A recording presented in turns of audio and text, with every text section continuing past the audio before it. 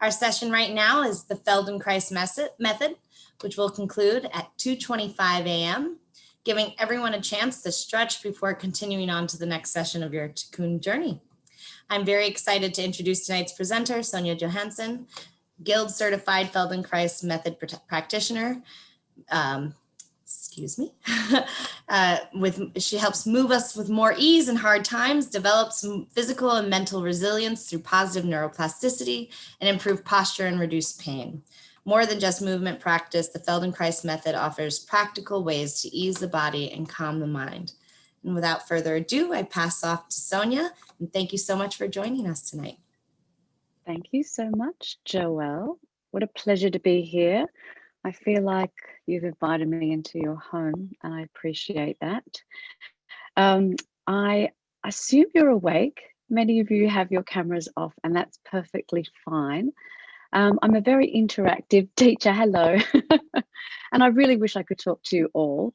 I was going to give you a potted history of Moshe Feldenkrais because it being the holiday of knowledge, but I thought it would be much more interesting to have a very practical experience of the Feldenkrais method and then maybe open up the meeting to discussion. Maybe in the chat you can put forward your questions. So maybe just a brief thing about me. I obviously have an accent. I'm from Australia, which is where I was first introduced to the Feldenkrais method 33 years ago at drama school. And that started a lifelong dedication to the study of anatomy, kinesiology, and the nervous system. And I use the Feldenkrais method to inform my Pilates teaching and even my personal training with groups and individuals. And I'm passionate about helping people improve their lives from simply improving their awareness of their functional movement. And I specialize in working with individuals with injuries and recovering from injuries and also neuromotor issues. So, as I said, we're going to be very practical this evening, or is it this morning? And I hope you would join in and take part in this awareness through movement class, which is what a Feldenkrais group class is known as. And this pop of color is not just a fashion statement. I'm hoping that somewhere in your home you have a scarf, and it doesn't have to be pretty. Ideally, it doesn't stretch. Now, we're just looking for a piece of fabric that's about 4 or 5 foot long. A yoga strap would do. A TheraBand would be rather good. A belt. I'm trying to think, has anyone got like soft rope? I don't know why you've got soft rope, but you know, I know it's, yes, that should do. Yeah, I think that's going to be fine, Felicia. Yeah, it's pretty long, right? And so prior to the pandemic, I was working mainly one-on-one with people doing hands-on, and that's called functional integration. But since COVID, I've been teaching about 10 sessions a week via Zoom. So I'm really grateful for this possibility of technology allowing us to stay in touch and being able to learn. And you don't have to leave your home to continue the Tikkun celebration. And so I think the way I describe Feldenkrais in a nutshell is it's movement for the doer and not the viewer. So often when I teach, I turn my camera off so that you're not trying to copy me. I tend not to demonstrate. And we're really highlighting our proprioception, and that's just your physical sense. And it is your number one means for improving how you move. So movement is combined with sensory movement. There's a synergy in that in your brain. And we're focused on function, actions that have outcomes. We start small, we start slow. We often repeat actions so that we can explore variations in how we can move more easily and more efficiently. So let's just start where you are. Are you lying down? Are you sitting? Are you propped up? Are you resting your back? Any way you are, don't change a thing. And simply notice your tongue in your mouth. And can you sense whether your tongue, don't change it, is it resting on the floor of your mouth, or is it pressed maybe against the roof of your mouth? Is it slightly pushed against the back of your teeth, perhaps? Do you notice if your tongue feels full, expansive, like a plump pillow? Or is it sort of tight, a little bit small? Is the end of your tongue, is it flat? Or does it feel a little pointed right now? Maybe as I've been saying these things, you've obviously been moving and maybe exploring your tongue inside this chamber of your mouth. And I'm wondering if you could just softly slide the tip of your tongue on the inside of your teeth. Maybe you know where you have gaps or bumps, but start a very gentle gliding of your tongue on the inside of your teeth. And it doesn't matter if you're on the bottom teeth or the upper teeth, but maybe stick to a row, as it were. And notice how far you can go without forcing it. I know you could probably reach all the way back to your molars or whatever you've got back there, maybe a gap, but maybe think more about the quality, the consistency of moving your tongue, as if you're exploring the contours on the back of your teeth. And then just let your tongue rest. I'm going to take a sip of water. And now notice where you're looking. Maybe your eyes are closed, and that's fine. If you're lying down and your eyelids are closed, that's great. But are your eyeballs looking a little bit down towards your cheeks, up towards your eyebrows, a little left or right? And do your eyes themselves feel, well, like full orbs inside your sockets? It's late, maybe they feel very heavy inside the orbits, the cavities on the inside of your skull. And whether you choose to open your eyelids or not, I hope the first thing you see isn't your computer. Just begin to look left and right, and not to the limit. Don't try and see all the way to the corners, left corners or right corners. Just begin to gaze, maybe as if you were following a slow motion tennis match, perhaps. And as you're doing that, do you notice a curious thing about your tongue? Maybe some of you are smiling. I don't know if you noticed that perhaps your tongue is also traveling left and right. Maybe your tongue is perfectly still.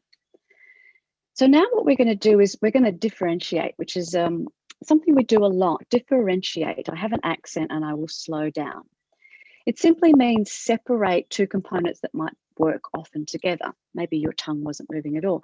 But can you start to turn your gaze and your tongue inside your mouth, both going left and both going right? It's like the tip of your tongue is pointing in the direction of what your eyes are looking at. And maybe it's a little more smoothness traveling over one way, a little lumpy or jerky. Maybe you notice it in your eyes going the other. And now stop. Maybe stop in the middle. And don't think of it as a task. Don't think of it as an exercise. Don't think of it as something that you have to prove to yourself that you can do. But can you begin to turn your tongue left and your eyes right? And that, of course, means when your eyes go as far as they can, they come back through center, and your tongue and your eyes pass each other. And as you're playing with this rather strange idea, you might come to realize it's quite difficult. I mean, more difficult than it appears if someone described it to you. And I'm glad that some of you are smiling, because it's these sorts of movements, these couplings of movements that we call habits. And habit is simply an action that happens before you know it's happening. So we're going to be doing some standing work tonight. We're going to be doing some seated. So I hope that you have a fairly robust, a solid chair. And if it's as high as your knee, that means it's a good height for you to sit on, meaning your pelvis will be a little bit higher than your knees are. And just remember, we need to have our scarf or that piece of fabric. Maybe if you have like a towel, that could do the trick as well. So usually our classes, my classes at the JCC are done lying down, and that means you might be on a mat, or you could even do it on your bed. But I just thought, because it's late, and if we lie down, you might fall asleep. So might be better just to be a bit more alert, right? So let me just tell you a little bit about Moshe Feldenkrais's idea about learning, because this is a holiday about learning. And he talked about the three types of learning. There's that familiar scholastic academic form, you know, where you remember and you repeat things by rote. And it's partially so that you can pass tests and get good grades and exams. And then there's sort of social or cultural learning, you know, the country you grew up in, or the religion, or the family, things that are about behavior, you know, the things that you should and shouldn't do at the dinner table, and, you know, making eye contact. And of course, you know, COVID has changed social distance and that sort of thing. But, you know, dress codes, they're certainly something that culturally we all understand. But then there's personal learning. This is a sort of trial and error, where you use your own sense of comfort, your physical sense, as a measure of, will I keep doing this activity, this task, this way of doing, or will I give it up? So it's a very personal, very sensorial kind of way of exploring movement. It's certainly not an exercise class. So if you want to join us, we're going to start standing. So I hope there's at least maybe 10 feet, or maybe you've got a corridor, maybe you've got a hallway at your place. And if the sound is up, I'm trying to be quiet so my neighbours aren't disturbed. Could you just go for a walk? So literally go from point A to point B. And if that's only 20 steps, turn around and come back. But if you've got a long corridor, turn the sound up, because I've got some questions. As you're walking, we call it locomotion. Walking on two legs, bipedal locomotion. Fancy, huh? Even for this time of the morning. And what are your arms doing? Are they tucked into pockets, your hands? Have you got one hand behind your back? Are your arms free to move, and do they move? Maybe there's not a lot of room at your home, and that's maybe something to consider next time you go walking. Are you carrying things? Are you got your hands tucked away somewhere? But simply notice the difference between your dominant arm, that's the arm that you write with, the hand that you write with, and your non-dominant arm. And then I just want to ask you to pause, because there are 5 golden rules. I've sort of consolidated this down. As I said, I've been doing Feldenkrais for 33 years, and I've been teaching it for over 20 now. And of course, people want to know what it is, and I never tell them. And then I just say, here, just experience it. It's sort of like trying to explain to someone what a mango is if they've never eaten tropical fruit. Like, well, it's kind of like a peach, but it's got a hard skin. It's like, here, taste some. Just do it. But I do boil it down to 5 golden rules. And the first rule is always move within the range of comfort, or a pace that's comfortable to you. And number 2 is be safe at all times. That means if I ask you to stand on one leg, or stand on your head, or to do something that you've been told is not right for you, let your head hang, is not great for intervertebral discs, those sorts of things, just don't do them. Now, the third thing is try to focus on the quality of your action rather than how big it is. So think about the smoothness, the fluidity of it. And then 4th comes an interesting one, which I call play or fun. Now, I'm not saying that you're going to laugh out loud, but how can you do a movement so that you're interested and your brain is engaged in what you're doing? And then finally, really at the very, very bottom of that list is technique, like how are you doing this action? So the first movement we're going to do while you're standing still is you're just going to raise one of your arms. And remember rule number 1, only move within the range of comfort. So you just lift and lower one of your arms. And it's entirely up to you. Maybe you only lift your arm up to waist height. Maybe you lift your arm all the way into the ceiling fan. Don't do that. And as you lift and lower your arm, do you bring it forward or sideways? I don't think anyone in the room is bringing their arm behind you, are you? No. But before you lift your arm again, just notice if you shifted the weight of your body, the imprint of your feet will tell you that. Now, I'm not suggesting for a moment that there's a right way, or I'm hoping that you did it this way, but lift your arm one more time. And did you drift sideways? And I'll just encourage you here, and whenever you're doing Feldenkrais methods, there's sort of the underlying foundation of movement. So always start much, much smaller than you think I'm asking. When you see, if you watch a group of people who are very experienced in the Feldenkrais method, you think that they're asleep, but they're actually professionals, trust me. They tend not to move very much at all. So now go ahead and lift the other arm.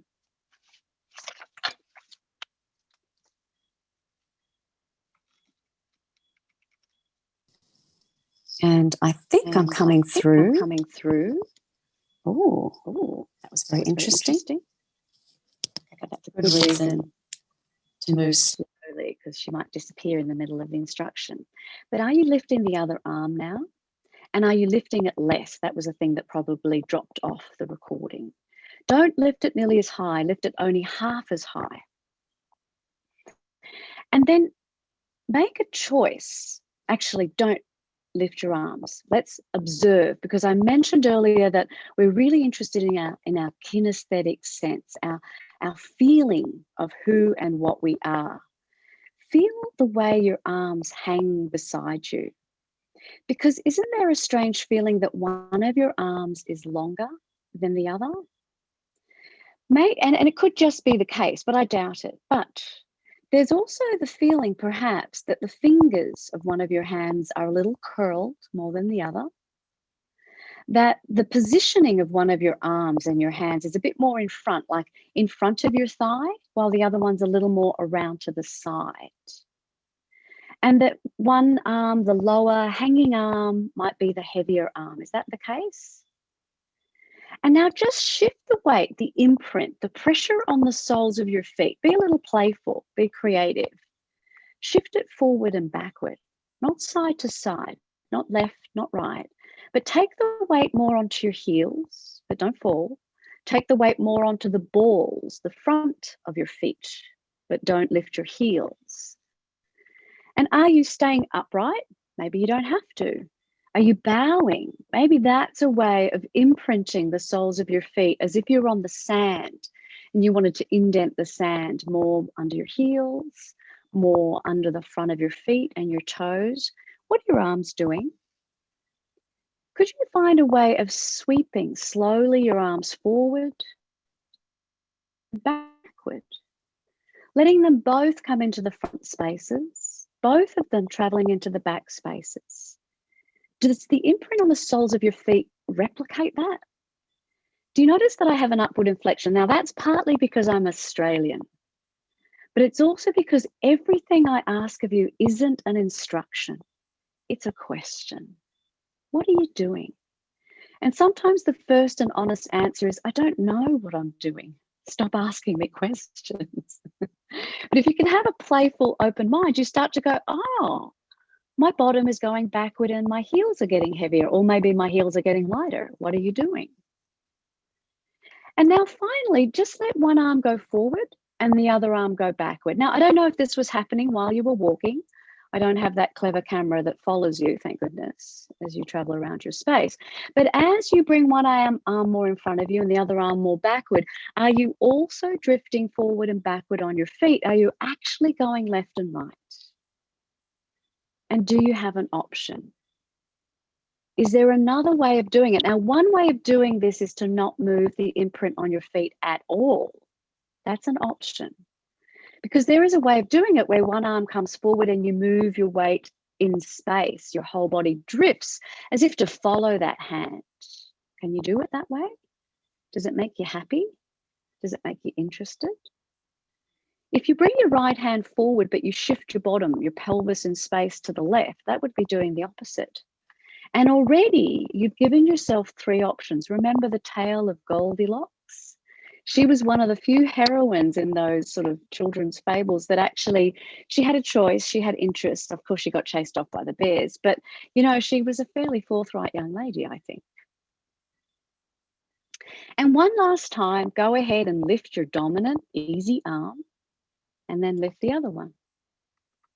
Is it any different from earlier? Yeah, you're welcome to lift them both. And now come over to your chair and sit down. Maybe push it back so it's not up by your computer. So there's a bit of space between you and the desk or you and the table or wherever your computer is. And you've got your scarf, right? We're going to use it as a lasso, as a girdle. It's a bit too late to be wearing girdles. So take your scarf, and I've got a nice contrasting color, and just take it, slide it behind your waist, and as if it were a belt, cross it over gently so it's got a X. So you've got your left strip in your right hand and the right strip in the left hand. Did I just say the same thing? And it's almost like when you go to the tailor or the dressmaker and they measure you. They don't want to squeeze you. They're not making an outfit for when you're skinnier, and they're not making an outfit for when you're fuller. They're making you an outfit for tomorrow. So sit in a way that you feel the foundation of your feet. Now, often when we sit, the first thing we do is we cross our legs, and that's a habit. It's not a great one, but it's okay. But can you make it so that the soles, the undersurfaces of your feet are really in contact with the floor? And maybe you've got socks on, or maybe your feet are bare. And feel your pelvis, which is another important foundational point. Your bum, excuse me, that's Australian for bottom. And just notice what's going on inside this loop of fabric, which is wrapped around you. I'm going to call it a lasso. Are you moving inside of your lasso? Now, the next thing I'm going to ask of you is impossible. So don't worry if you fail. Can you observe your breath without changing it? Can you observe your breath without changing it? It actually takes a lot of practice, because what we tend to do is we either take a deeper breath, or in that moment I say, or I said, observe your breath, you held your breath just a tiny bit, and then you went back to breathing, just like nothing was happening. See, I could do it. But don't adjust or adapt or even change your breath. Simply observe what's happening inside that 360-degree loop of fabric. Are you expanding and deflating at the level of your waist? And now feel free. I know you want to do it. Find a way of expanding. As if you're wearing Spanx and you want them to be looser. Broaden yourself inside of that loop and narrow yourself. Make yourself fuller and diminish yourself, but not as quick as that. Is it possible to allow your breath rhythm to remain natural, soft, and easy? This is a really important part of our practice as many. We've got lots of different ways of breathing in the Feldenkrais method, but none of them are the perfect way to breathe, because every breath you take is unique, just like every snowflake. Now, loosen or undo your two pieces of fabric, and bring it way up high underneath your armpits. So up above your bosom, and you'll just lightly cross it over. I'm sorry if it's short, but if you didn't have a fabric at all, what you could actually do is hug yourself. I know that your arms won't go all the way around in the back, but it's just a way of enveloping yourself, getting a sense of your volume. And once again, hold it really lightly and just observe your breath. Be a spectator to that life force. Now, where that piece of fabric, where that scarf is not at the very top of your rib basket. There are a few more ribs above the collarbones. But do these ribs move more than your waistband did? And there's a part of you, I think it's your teenage mind, that wants to test that out. So go ahead and broaden yourself. Make yourself voluminous, and then gradually, slowly shrink yourself. Now, all I've spoken about up till now is expanding. This is about volume, and narrowing or shrinking. But there's a very real chance that when you broaden yourself, you're breathing in. You might not, but most of us are. And that when you let the two pieces of fabric slide to sort of cinch the belt, you're exhaling. I'm wondering if you could broaden yourself, make yourself really full up top, keep it that way, and then breathe out. You might even want to make a sound. SH is a great sound to make. So as you're trying to keep yourself very expansive inside of that loop of fabric, try and breathe out. If you cough, if you find a sort of tightening in your throat, don't do it so vigorously. And then just go back to breathing in a normal, ordinary way. What is that anyway? Now there's another spot. There's actually two more. And this area is by your pelvis. It's below your waistband. So when they say put your hands on your hips, they're wrong. Your hips are joints, your pelvis is a bowl. So if you put your hands on your waist, which we know is also a euphemism because there's no such thing as a waist, but anyhow, there's this bony ridge. See if you can line up the scarf with the bony ridge. And then the front of the scarf will cross over your lower belly, way below your belly button. And as you're sitting tall, or maybe you're too tired to do that, you can sit back. Do you feel your lower abdomen broadening, narrowing?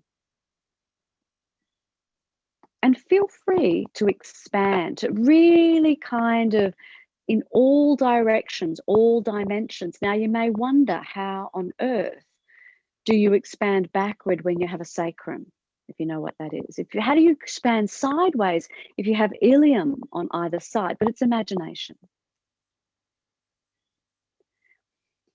And then try to exhale and make yourself very cinched. Exhale and make it very tight. And then go ahead and keep it tight and breathe somewhere else. Broaden yourself as if you were a water balloon somewhere else. Is it unpleasant? Do you need the bathroom? Time to leave, go to the bathroom, the restroom. Puts a lot of pressure on your bladder. That's why I say that. Leave it and let's do one last spot. And this area is unique to each of us. It's going to be the broadest, widest part of your rib basket. And for most, it's usually below your bosom. If you wear a bra, it's your bra line. And now what we're going to do is kind of really go with the flow. Allow yourself to expand and broaden inside the lasso and shrink.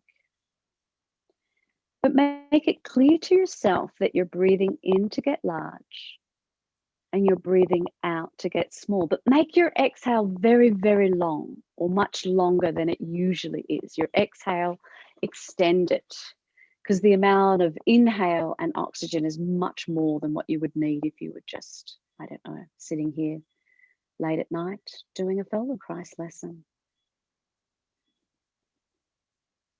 And then hold your breath. Don't breathe in, don't breathe out. And see if you can make your lasso bigger and smaller without drawing in air, without releasing air. Like an aperture and a camera. Not as quickly as my hands. But how easy is it? How many could you attempt on one breath hold? And if you find yourself gasping, you've maybe held your breath too long. Okay, let's put the scarf aside. You won't need it again.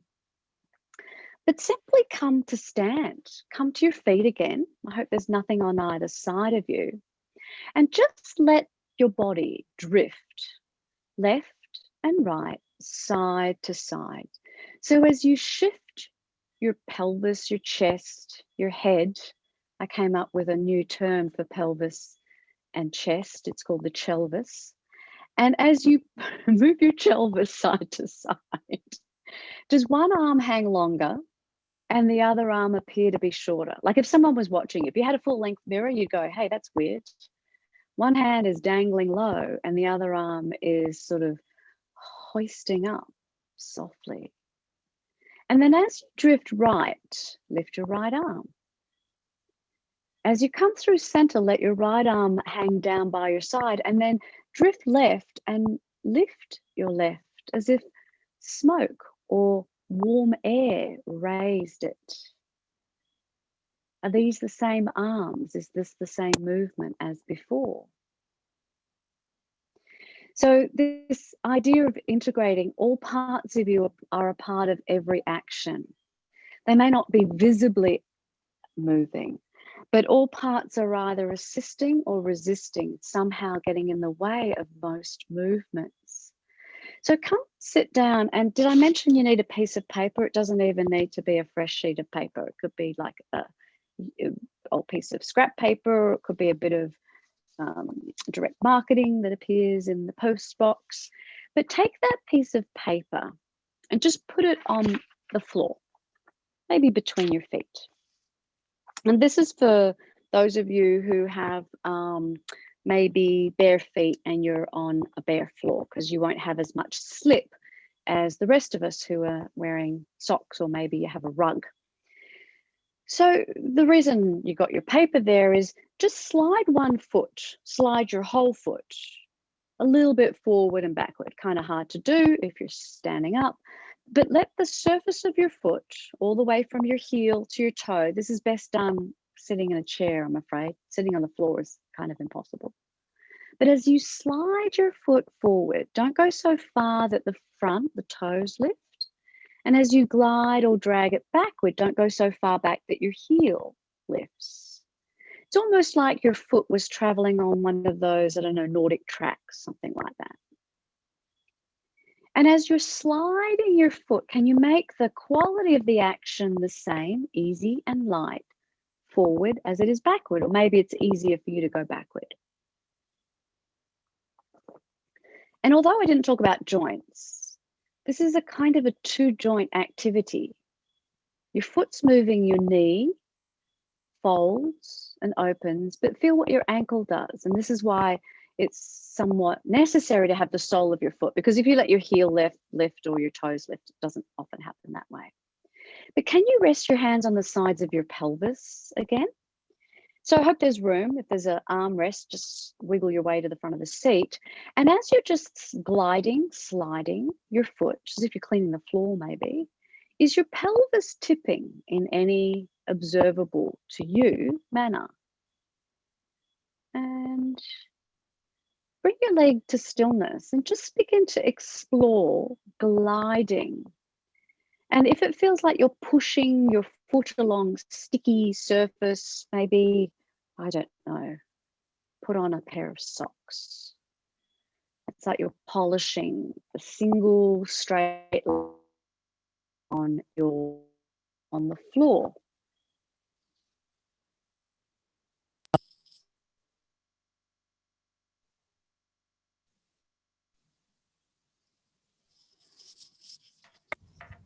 So as you're sliding,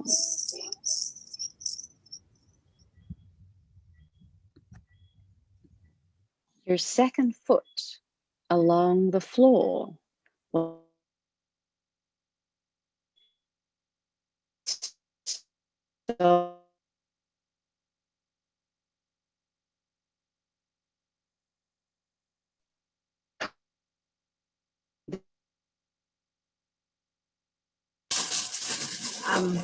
hold on.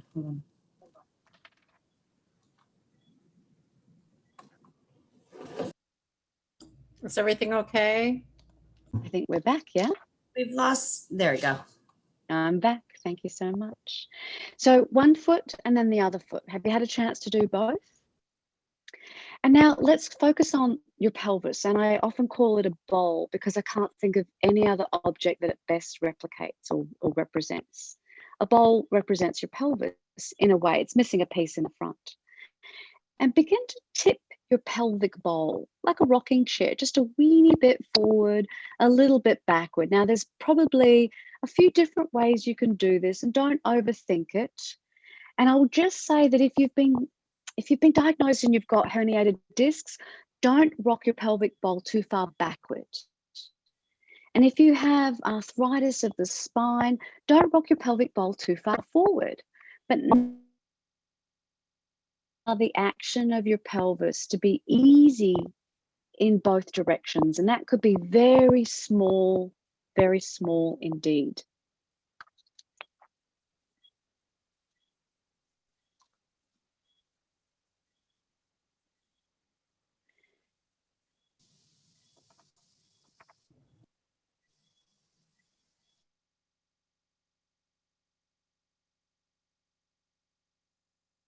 Sonja, we keep losing you.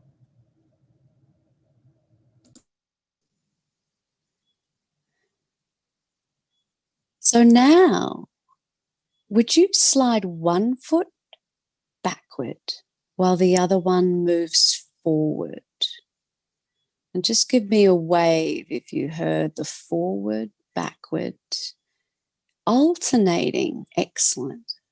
One foot this direction, the other foot that direction. And is your pelvis sort of stuck in the middle? Or do you find the tip of your pelvic bowl kind of follows your right foot? Is that your sense of what's going on? Your right foot is the leader. And then switch it. If you do feel that it's one foot that your pelvis is tipping along with, see if you can kind of make it the lead dog, in a sleigh or out in Alaska with huskies. Let the other foot lead. And maybe you just have to laugh at yourself and be playful around this idea. So back to the bowl. Have your 2 feet more or less side by side. And now start to tilt it left and right, side to side. It's almost like a teapot with 2 spouts, one on either side, left and right. And as you're tilting your pelvis left and right, is one foot and then the other imprinting, pressing more clearly, more strongly into the floor. Let's just stick with one side. Can you find a way of lifting and lowering your left buttock? So the left side of your pelvis gets a little lighter and then it sinks back down. So maybe just for a moment there's a little air, or maybe you could pull out a business card or someone's postcard, dollar bill out from underneath your left buttock. But perhaps I should have just said, make the right side of your pelvis heavy.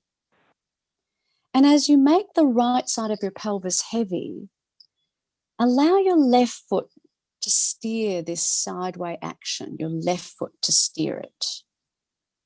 Great. Just try that on the other side. We're going to come back to this first side, but I'm wondering, do you tilt? And there's a lot of talk about scoliosis and side bend. Do you have a better left tilt or right tilt of your pelvis? And that's what scoliosis is going to give you. Now, we were using our scarf to envelop and sense the broadness of our rib basket. And now we're just going to use our own arm, our own hand. Take your right hand and just bring it around. And we're all built a little differently, but I'm wondering if you can bring your right hand almost underneath your left armpit, or perhaps at the height of your broadest, your widest ribs.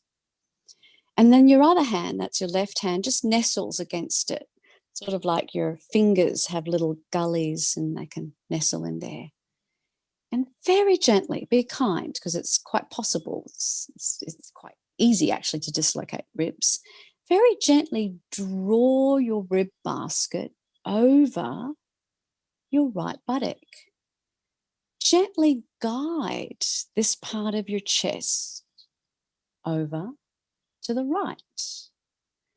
And to help you displace, to shift in space over to the right, take full advantage of your left foot.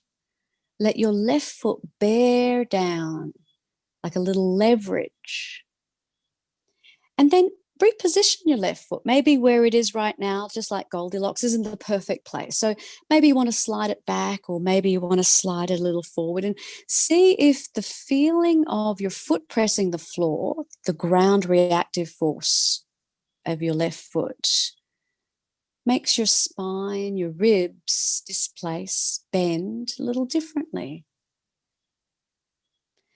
And one last time, just reposition your left foot. Maybe it's going to be right up against the right one, or maybe it's super wide or almost tucked underneath a chair. And then you could find out if it's still possible to side tilt as if you had that spout out of your pelvic teapot, the spout out of the right side of your pelvis. And then just leave that. Maybe feel what it's like to sit simply, 2 feet on the floor. Your pelvis, does it now feel quite level? Do you feel like your pelvis is a little lopsided. And then go back to that strange kind of skiing action. One foot slide forward, the other foot slide backward. In fact, don't slide your left foot. Just let your right foot pull your pelvis into a forward tip and then push your pelvis into a backward tip. So the dragging of just one foot is coupled with the action of your spine. Are you breathing? Can you feel your tongue in your mouth as you do this?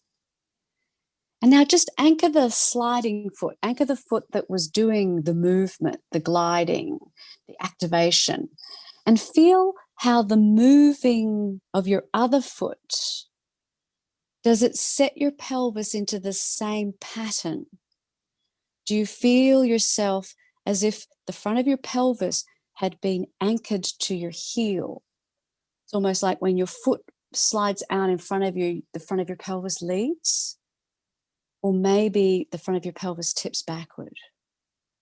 What's going on for you? And because we were lifting and lowering the left side of the pelvis, I think maybe we should explore the other.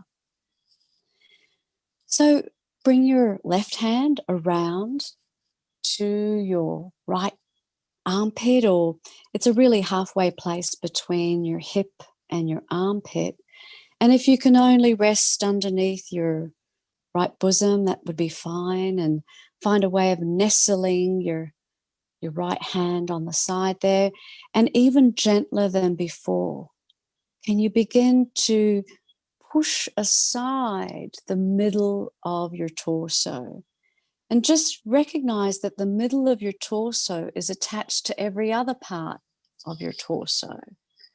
So that the drifting of the middle of you and displacing it over to the left would bring your weight more onto your left buttock or your right buttock. Think of the heaviness of your chest just for a moment being above your left buttock. Can you hang out there for a moment? Come back to two sides of your pelvis on the chair, pushing clearer and clearer with one foot. There's a lot of interesting biomechanics in the body, and this new field of science they call biotensegrity is really consolidating the idea that when something moves, everything participates. But when you push with your foot, you may feel that there's a counterweighting of your pelvis, and that would be a very efficient way of moving. Just settle your pelvis once again, even-ish, and go ahead and put your hands on the front of your belly. We had our scarf wrapped around our lower abdomen. And now let your belly expand, push out. Let your belly pooch and allow that to tip your pelvis forward. And if you wish, don't do this too vigorously. This is not an ab workout. Pull in your belly. Let your abdomen concave softly to roll a little more onto your back pockets. And you could go very slowly. This would be a way of combining, correlating your breath with your abdominal volume. Can you do this gentle rocking forward and backward while only balanced on your left buttock? How could you be a little lopsided but still continue to play with to and fro, backward and forward tip? Great. I think we should return to where we started. Would you like to come to your feet again? Maybe you'll leave that for later. But if you want to join us, stand and feel in any detail that you can the imprint of the soles of your feet with all of the nuance that you now have after observing your feet while you're sitting, after observing the relationship in some way of your pelvic positioning and the imprint of your feet. with a little bit of bend in your knees. This is going to be necessary. Could you go back to tipping your pelvis forward and backward? Could you just rock your pelvic bowl a little this way, a little that way? It's called forward tip because if there was contents in your bowl, pour down the front of your thighs, and it's called a backward tip because it would go down the back of your legs. And if it would be simple to do this, try and do it on one leg. Maybe you have to put your hand on a piece of furniture so that you can balance. Now, what the other leg does, the leg that you're not standing on, doesn't really matter. But can you rock your pelvic bowl just as easily while you're standing on one leg? You're essentially doing this sitting in the chair. So we often do this in the Feldenkrais method. We do movements that are maybe unusual and novel in different arrangements, different positions, or different relationships with gravity to expand your movement repertoire. Switch over. Do you want to turn around so you can hold on to that same piece of furniture, or maybe you don't need to hang on, but you're now standing on one leg. This leg is the important leg. It's your support leg. It's a secure, structural. The bones of that leg are imperative. And can you rock your pelvic bowl forward and backward easily, lightly? And then go for a walk. As you travel again from this end of the room to the other, are you aware of your arms? Are they more free, more nuanced? Are they swinging? After all, why would you have arms? And if you have the space to walk back and forth at a kind of, can I say New York City pace? I'm not in New York at the moment, so I'm operating at a slightly more relaxed pace.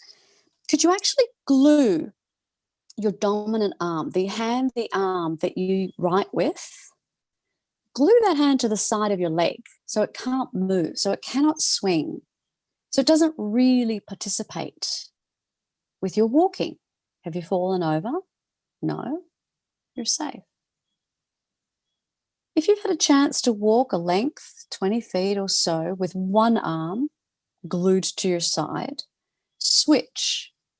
As if you had a magnet, gluing your arm to the side, your elbow to the side of your waist, your hand gently clasping your thigh. Is this more difficult, more unusual? Or does it feel like, I think I do this anyway? And then come back to a part of the space, a part of the room where there's plenty of room. So you're not going to hit your hand. If you let your two hands come forward, you let your two hands sweep back, pendulums in space, traveling almost on parallel lines, but not quite. But as your arms go forward, can you let your bottom retreat? And as your arms sweep forward, your knees might, your legs, your hands go backward, your knees come forward. They counterweight each other. You could think of your pelvic bowl and your hands going in opposition. And let's just return to that more alternate way of using arms. Remember how you were walking and thinking of your arms. Now, stay put, stay standing in place, and let one arm drift forward, the other arm backward. But let your arms be fluid, in soft pendulum arcs. Do you tend to look towards the hand that's coming in front? Or do you want to look behind you? To look as if to see what's back there, like you're scattering seeds or maybe feeding chickens, the little ones and the slow ones that don't usually get as much. And then one final time, would you lift your easy arm, just observing how the rest of your body participates? Bring it down and lift the other easy arm, recognizing that maybe your arm begins at your fingertips but ends well deeper inside of you than just your shoulder joint. And if you wish, you can raise both arms and then come on over. And I think we have a little time for some questions or discussion. And I'll maybe invite Joelle to help me with the chat here. And I have to apologize. I think I might have dropped off. Did I drop off twice? Just a little bit. Just a little bit. We got you back on. Even with my 2, I had backup and then I had backup. So I think there was a question earlier, and I don't know if people here in the Feldenkrais session or in the Alexander session, but there's often a question is, are they the same or how are they different? And I think it's hard to answer that question if I wasn't a Feldenkrais teacher and an Alexander teacher, but I did study Alexander for 3 years at college, so I have a little understanding. So I would simply say that, as I understand it, Feldenkrais focuses much more on the integration of arms and legs into spine, and sometimes Alexander is a little more focused on head to tail relationship. Moshe Feldenkrais was an engineer, he was a physicist, he was also a martial artist, and one of his main ideas about movement was for survival. So he's often looking at functional patterns. Functional patterns are the patterns that are developmental patterns, I should say, that infants travel and explore as they go through their own personal journey of learning to move and be fully incorporated in integrated people. Yeah, that's one of the. We have these group lessons which are documented, that Moshe Feldenkrais himself actually recorded in a place in Tel Aviv called Alexander Yonai.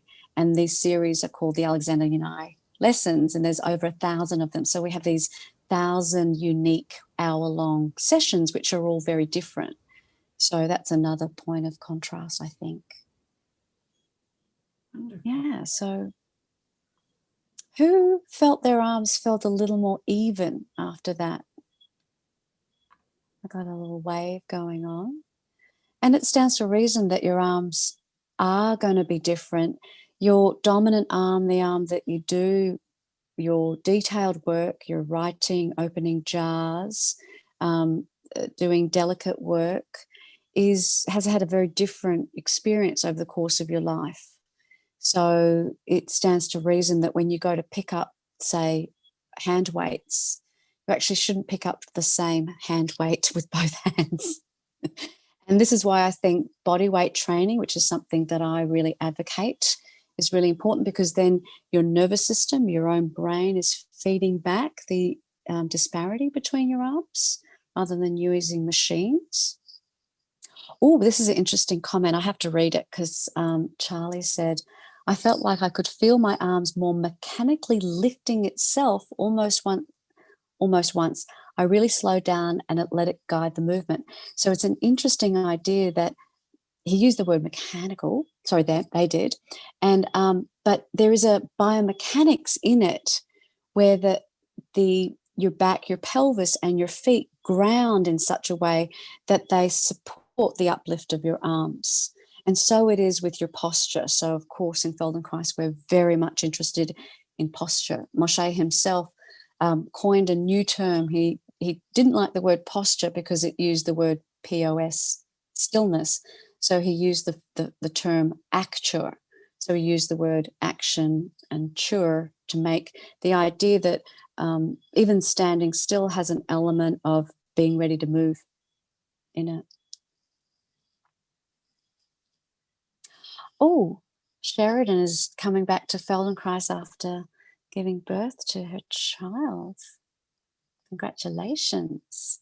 Babies are a great form of, they're guides. You just watch them explore, and they're 100% sensory, 100% nervous system, and they follow those 5 golden rules. Comfort at all times, because if they're not comfortable, they just cry. They stop doing what they're doing.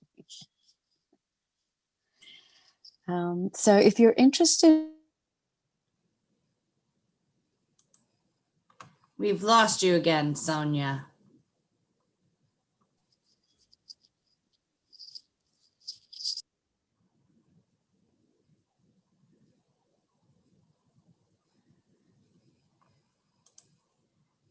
Not yet. Just, I think, unmute, and then we'll have you back.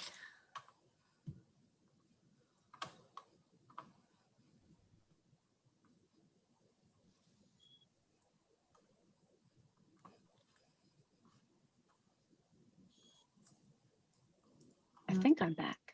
Now you're I'm back. moving. There you I'm go. back. Yeah. Last. Yeah. Yes. So if you'd like a short Feldenkrais lesson to do at home at any time, they're available on my website. But we do have 2 Feldenkrais classes on the program at the JCC, 10 a.m. on Wednesday and 10 a.m. on Sunday. And these will be virtual.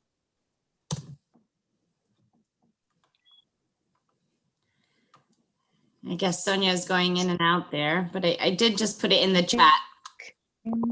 Sonja is with us on Wednesdays and Sundays teaching at 10 o'clock in the morning. And I've included that link if you'd like to go. You can join a single class to see how you like the class, or you can join the whole session. She has a new series beginning in June. So thank you, Sonja. Thank you so much for being here with us this evening. I know I feel longer, taller, and freer, so thank you.